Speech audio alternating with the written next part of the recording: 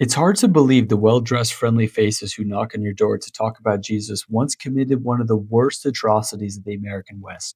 The squeaky clean image of the Mormon Church today belies a darker history of violence, intolerance, oppression, and ruthless territory acquisition. The most infamous example being the attack and slaughter of a wagon train of innocent Arkansas immigrants passing through the contested Utah territory on their way to settle in California. The bodies of 120 men, women, and children were left unburied for years in the desert of southern Utah, and it took over a decade to uncover who the real culprits were after the incident initially being blamed on local Paiute Indians. Nearly 2 centuries on, the Mormon Church is still coming to terms with what happened on that fateful September day in 1857. This is the story of the Mountain Meadows Massacre. This is history worth knowing. Part 1: Fear and Loathing in Utah.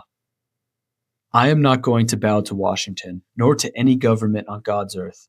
I am here to build up the kingdom of God, and I will do it. Brigham Young, 1857. To understand why the Mountain Meadows Massacre happened, you need to understand the political, cultural, and religious tensions that had reached a boiling point in the Utah Territory leading up to it. The mid-1850s was a period of mutual distrust between the federal government and the Mormon leaders of the Utah Territory. Governor Brigham Young and Mormon leadership were resisting federal authority, offending everyday Americans with their practice of polygamy, and treating the Utah Territory as their own independent theocracy. After rumors reached Washington that the Mormons were planning to stage an open rebellion, President James Buchanan ordered 2,500 federal troops to Utah, escalating the situation and pinning Mormon leadership into a corner. In response, Brigham Young declared martial law and called up the Nauvoo Legion, a local militia force composed of the Utah Territory's able-bodied fighting men. War fever spread throughout the territory at the direction of Governor Young. Outsiders were forbidden to enter without permits, and the population was instructed in scorched earth strategy should an all-out war break out with the federal government. Adding fuel to the fire was religious fervor. The tone of church services and communications from Mormon leadership reached zealotry. Fiery sermons were given by Brigham Young and his lieutenants about defending Zion at all costs. An us versus them mentality was bred between the kingdom of God and his chosen people in Utah against the corrupt Gentile oppressors from the east. A doctrine of blood atonement was preached with the idea that the sins of these non-Mormon oppressors was so great that Christ's atonement wasn't enough.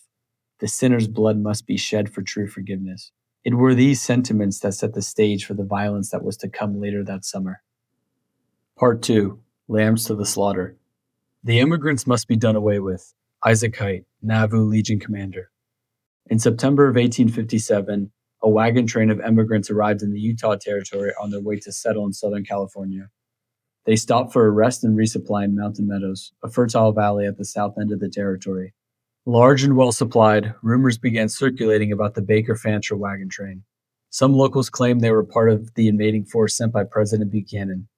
Others said they were poisoning water supplies, stealing cattle, and making insulting remarks about the Mormons. Two local militia leaders, Isaac Height and John D. Lee, decided to take action.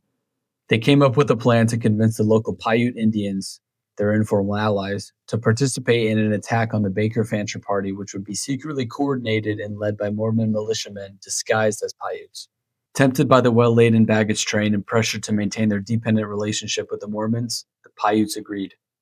At dawn on September 7th, a war party of 100 to 200 Paiute Indians and 50 to 60 Mormon militiamen disguised as Paiutes set upon the Baker Fancher party. 7 immigrants were killed in the initial assault, but the attackers quickly realized they wouldn't be such easy prey. The immigrants were well armed and put up a good resistance, killing several of the attackers. After circling their wagons, a true Old West standoff ensued. For 3 whole days, the immigrants were besieged. But with limited water, food, ammunition, and no one coming to the rescue, they knew it couldn't last forever. Frustrated the Paiutes weren't finishing the job and afraid word of the incident would get out, Mormon leaders decided on a duplicitous scheme to end it. On the morning of September 11th, John D. Lee and Mormon militiamen approached the circled wagon under a white flag of truce. By this time, most of the Paiute warriors had gone home and the militiamen had taken their disguises off. They told the immigrants they had negotiated with the Paiutes and that they were there to safely escort the immigrants to the closest town if they agreed to give up their arms. Desperate with no other options, the immigrants agreed. The militiamen separated the immigrants into groups of men, women, and children over the age of 7. After marching the groups away from each other, a signal was given and the attackers began executing them one by one. Over 120 immigrants were massacred and left to rot under the scorching summer sun. The only survivors were 17 of the smallest children, judged to be too young to tell the tale. These were taken in by local Mormon families. The shocking incident was blamed inside and outside of Utah on rogue Paiute Indians. But while it may have taken years, the truth would eventually come out. Part 3: What's Done in the Dark. In the territory of Utah, there have been acts of atrocious barbarity committed upon immigrants from the states and territories passing through to California. These deeds of blood have been perpetrated by the inhabitants of Utah in connection with the savage tribes. President James Buchanan to Congress, 1858. The Indians did most of it, and I do not know how much the whites were mixed up with them. I do not excuse them, for I believe they were drawn into it by the whites. Brigham Young to federal investigators, 1859. With their force of 2,500 soldiers on the way to Utah, the federal government had more pressing things to worry about than responding to the Mountain Meadows Massacre. President Buchanan wanted to avoid an outright war and didn't address early rumors of Mormon involvement. It wasn't until 1859 that Army Major James H. Carleton was sent to Mountain Meadows to investigate. Carleton gathered evidence from the unburied, decayed human remains. From what he found, Carleton had no doubts as to the true culprits of the massacre, publishing a report in Washington which shocked and outraged the American public over, quote, a deed without a parallel in the annals of history, a crime that is unparalleled for cruelty on the part of white men. The closest the government came to justice for the next decade and a half was from federal judge John Cradlebaugh. Cradlebaugh, under the protection of federal troops, publicly accused Mormon leaders of covering up the massacre and tried to indict those responsible, calling the massacre, quote, the result of the direct teachings of the leaders of the Church of Jesus Christ of Latter-day Saints. But with a local jury made up of Mormons, he didn't get far. Whether out of fear or loyalty, the jury refused to indict anyone.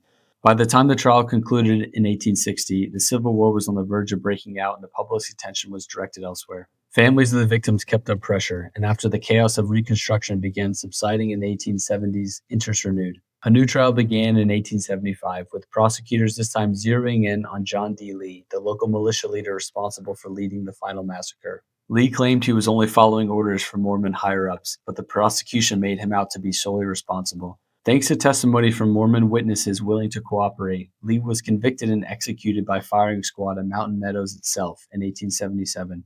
John D. Lee was the only person held accountable for what happened at Mountain Meadows, but after 20 years, some form of closure had been given to the nation. The Mormon Church was able to distance itself from the darkest stain on its history, excommunicating Lee and labeling him as a lone rogue actor. The federal government was able to confirm its certainty that the Mormons did indeed participate in the massacre and use this to reinforce its claims of Utah being a lawless theocracy that needed tighter federal control. The 17 surviving children were reunited with their families, though would suffer the rest of their lives with profound trauma. The Mountain Meadows Massacre stands today as a reminder of just how bad things can get when political, cultural, and religious divides spiral out of control. This is the history of the Mountain Meadows Massacre. This is history worth knowing.